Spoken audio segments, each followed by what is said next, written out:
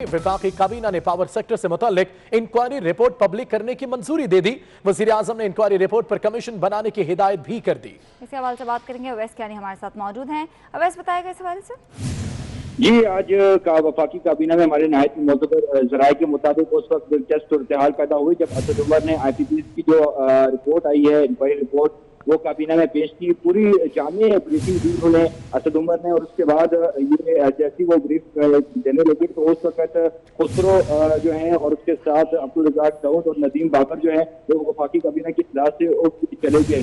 उसके बाद जो है ये इस पर मंजूरी दी गई और कमीशन बनाने की जो है मंजूरी दी गई, जो कि मजीद इसको इन्वेस्टिगेट करेगा, फॉरेंसिक इसका होगा और उसके बाद वो मामला आगे लेके चलेंगे। IPPs रिपोर्ट जो कि कुछ दिन पहले जो है की खबर नशर की थी, उसमें बहुत ही संगीन इल्जाम हैं कि किस तरह IPPs ने गैर मुनसिफाना तौर पर जो है मुनाफा कमाया और किस तरह उनके जो है एक ज्यादा जो है बिजली पैदा करके ज्यादा मुनाफा जो है कमाया गया। तमाम तर सूरत हाल जामे तौर पर जो है ब्रीफिंग की और उस पर आप कमीशन बना दिया गया है। इसके साथ ही साथ जो आज दूसरा जो एक अहम एजेंडा था जिसकी मंजूरी दी गई है, वफाकी काबीना ने जो एक मलेरिया के हवाले से जो दवाई है उसकी एक्सपोर्ट करने की जो है वो मंजूरी दे दी है और मलेरिया की जो दवाई है वो पाकिस्तान से एक्सपोर्ट करने की इजाजत दे दी है। लेकिन इसमें वफाकी वुज़रा ने मलेरिया की दवाई जो है वो एक्सपोर्ट करने की मुखालफत भी की है। उसमें असद उमर, शेख रशीद, सत्तर महमूद और शरीन मजारी ने जो है इस मलेरिया की दवाई एक्सपोर्ट करने की खुलकर मुखालफत की। लेकिन उन्होंने भी कहना था, वुज़रा का मौक़िफ़ था कि वाफिर मिक़दार होने के बावजूद दवा कम पड़ सकती है, दवा का खाम माल की सूरत में जरूरत से ज्यादा मौजूद है, ये कहना था वज़ारत कौमी सेहत का मौक़िफ़ था। लेकिन मुखालफत के बावजूद काबीना ने मलेरिया की दवा जो है वो एक्सपोर्ट करने की मंजूरी दे दी है। इसके साथ जो 5 नुकाती एजेंडा था उस पर गौर हुआ है। जो सबसे अहम जो उसमें चीज थी कि कंपटीशन कमीशन ऑफ पाकिस्तान की रिलीज रखने की मंजूरी दी गई है और उसके साथ डिस्पोजल ऑफ लेजिस्लेटिव केसेस के फैसलों की तौसीक हुई है। तो सरकारी मुलाजिम की रिटायरमेंट के बाद जो रिहाइश हज करने से मुतालिक जो पॉलिसी पर जो गौर हुआ था उसमें 3 माह का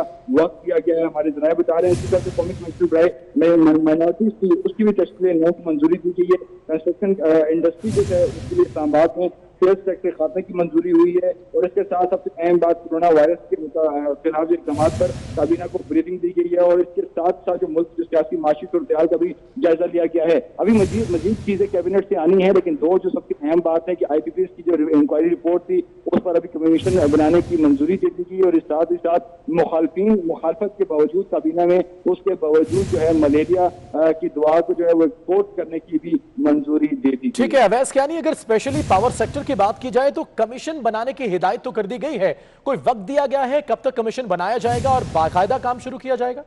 जी बिल्कुल, इस पर जो PORs हैं इनको हदायत की गई है कैबिनेट डिवीजन को कि वो इस पर फौरी तौर पर जो है विद इन डेज जो है इस पर जो है एक TORs बना के वो सामने लाएं। लेकिन इसकी भी मंजूरी जो है वो दी जाएगी। जिस तरह बिल्कुल चीनी और जो आटे की जो रिपोर्ट आई थी उस पर जो कमीशन बनाया था, एक हाई लेवल का कमीशन जो कि इसके तमाम ट्रांजिट ऑडिट और तमाम चीजें जो देखेगा, इसी तर्ज पर इसी जो IPPs की जो रिपोर्ट आई है उस पर भी जो है कमीशन बनाया जाएगा। इसका एक टाइम फ्रेम दिया जाएगा, टाइम में जो है ये जो इंक्वायरी जो कमीशन है वो अपनी। ठीक है वैसे ये बताएगा कि काबीना ने मलेरिया की दवा क्लोरोक्विन बरामद करने की इजाजत तो दे दी है, लेकिन मुखालिफत किन 4 वज़रा ने की?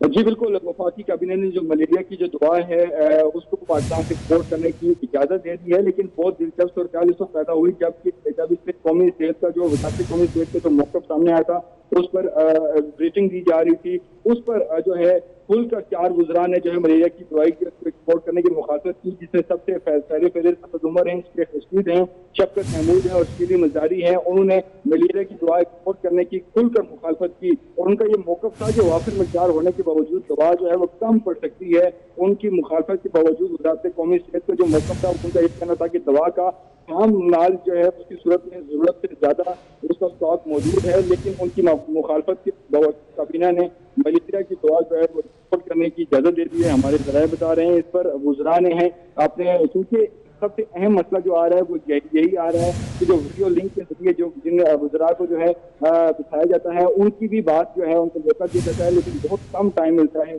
क्योंकि ये बात आ रही है कि वज़ीर-ए-आज़म हाउस में जो वज़ीर-ए-आज़म के साथ बैठते हैं उनको टाइम दिया जाता है। इसी तरह एहसास प्रोग्राम है उस पर भी बात हुई, लेकिन बहुत से ऐसे एजेंडे हैं जिन पर वुज़रा बात करना चाहते हैं लेकिन उनकी बात सुनी नहीं जाती हमारे मोतबर जराये की।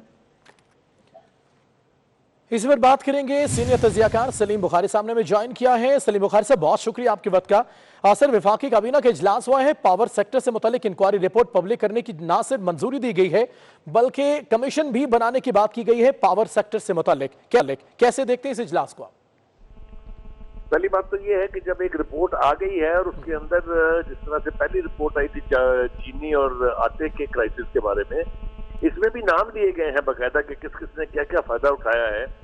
नदीम बाबर साहब जो प्राइम मिनिस्टर साहब के मामले खुसूसी भी हैं, उनके बारे में भी बहुत सीरियस एलिगेशन इसके ऊपर है और बड़ा मैसिव करप्शन उन्होंने की है। तो उसके बाद फिर उसके ऊपर कमीशन बना दिया गया है। ये सारी हरकतें इसलिए की जाती हैं कि थोड़ी सी रिपोर्ट जो है उसको ड्राई क्लीन किया जाए। पहले भी हमने देखा आटा और चीनी के बारे में एक रिपोर्ट कमीशन ने बनाई, फिर वो एफआईए को भेजी गई, फिर वो फॉरेंसिक ऑडिट के लिए भेज दी गई है। तो मेरे ख्याल से प्राइम मिनिस्टर साहब को अपने नारे याद रखने चाहिए। इंसाफ का नारा लेके वो आए थे। इसके अंदर इतनी गुंजाइश देने की जरूरत इसलिए पेश आ रही है कि वो सारे उनके इर्द गिर्द बैठने वाली या तो उनकी एटीएम मशीन है या उनकी आंखों के तारे हैं।